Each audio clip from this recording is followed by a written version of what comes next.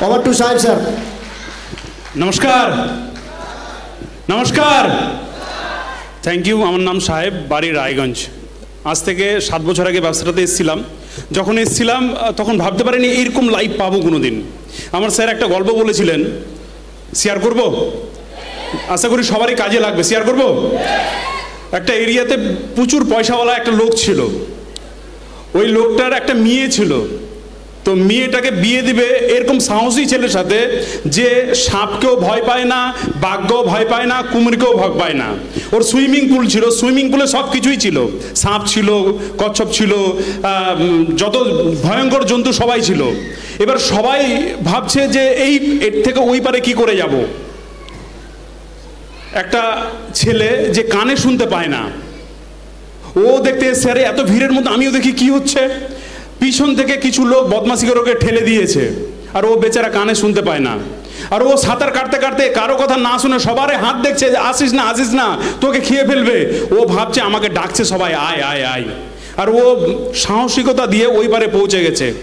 পৌঁছানোর পর সবাই হাততালি হাততালি হাততালি, ওকে সানটান করিয়ে উত্তরীয় পরিয়ে ওকে স্টেজে বলছে, আচ্ছা আপনি অর্ধেক সম্পত্তি পেলেন, রাজার মেয়েকে বিয়ে করছেন, আপনার সাহসিকতার পরিচয় বলুন। বলছে ঠিক আছে, নো প্রবলেম, বলবো। ওকে মাইক দিয়েছে, মাইকেও বলছে যে সব ঠিক আছে, আমাকে সম্পত্তি দিল, আমি সব কিছু পেলাম, আমি শুধু এটা জানতে চাই আমাকে পিছন থেকে ধাক্কাটা মারলো কে। লাইফে পিছন থেকে যদি ধাক্কা মারার কোনো লোক না থাকে আপনি জীবনে সাকসেস হতে পারবেন না।